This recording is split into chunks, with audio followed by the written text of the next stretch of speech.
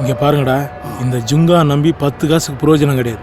நம்மளை நல்லா ஏமாத்தினுக்கிறான். முதல்ல அவன் பர்த்டேவை கொண்டாடிடுவோம். அப்புறம் அவனை புகழ்ந்து பாடுறதுக்கு ஒரு புலவரை வர வச்சிருக்கேன். அதில் ஒரு அமௌண்ட் அமைக்கிடுவோம். சரிப்பா, கேப் கிடைக்கும் போது கரெக்டாக பூந்துரு.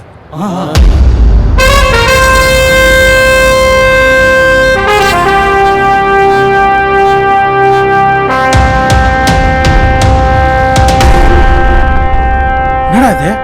என்ட்ரிண்ணா. இதெல்லாம் ஏன்டா முதல்ல சொல்ல? இருக்கட்டுண்ணா. இவனை எப்படிலாம் சமாளிக்குது? இது கவிஞர் அப்படி இப்படி தான் இருப்பாப்புல. டேய் முன்னாடி வாடா. வேணாண்ணா, மக்களோட மக்களாவே இருந்துக்கிறேண்ணா. ஐயோ, இந்த நாட்டோட நிலைமை பார்த்தியா? இதெல்லாம் பாலிடிக்ஸ் பேசுது. டேய் தர்மகுல் முஞ்சி முன்னாடி வாடா. ஃபிகர் மாதிரி வருது. சென்டர் ஃபிகர்ண்ணா. கேங்ஸ்டர் கவிஞர் காம்பினேஷன் செட் ஆகலையே. அப்படி இல்லைண்ணா, மியூசிக் டைரக்டர்லாம் ஹீரோவாக பண்ணுறாங்க, ஹீரோலாம் மியூசிக் டைரக்டர் பண்ணுறாங்க இல்லையா, அந்த கேட்டகரிண்ணா. முடியை பார்க்கும்போதே நினச்சேன். சேம் டிவிண்ணா. ஏன் சொல்ல மாட்டேன்? இன்ட்ரடியூஸ் பண்ணி வச்சேன்ல, சொல்லுவேன். இவன் ரொம்ப பெருமையாக மூஞ்சி வச்சிருக்கான், ரொம்ப தன்னடகமாக நடிக்கிறான். இவனுக்கு நம்ம டீமுக்கு செட் ஆகாது. தேங்க்ஸ்ண்ணா. பாரு, திட்டினா கூட தேங்க்ஸ் சொல்கிறான். சத்தியமாக பச்சை துரோகி. உடம்பு பார்த்தால் தெரியுது, ஃபுல்லாக விஷம் இருக்குது.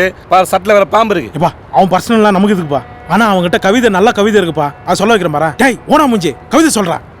It's the time to rock. வடக்கே கங்கா,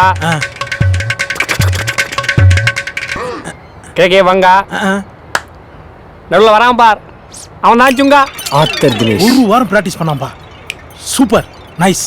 இதாச்சும் ஃப்ளக்ஸ். இது கவிதை. ஆமாண்ணா. இது எழுதிட்டு கீழே போயிட்டு தினேஷ்னு வேற போட்டுப்பேன். செம்மையா இருக்குண்ணா, ட்ரெண்டா இருக்குண்ணா.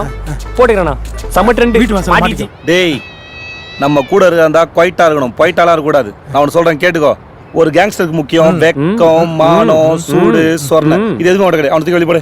போயிட்டே வா அண்ணா. ஒரு நல்ல ஹியூமன் பீயிங்க மிஸ் பண்றேனா? போயிட்டே கிளாஸ்னா ஒரு நாள் நான் ஜெயிச்சு காட்டுவேனா? ஐ லவ் யூ டா. போயிட்டோட வரிகள் ஒன்று சும்மா விடாது. எப்பா, நல்ல கவிஞனை கேவலப்படுத்தி அமிச்சியாப்பா.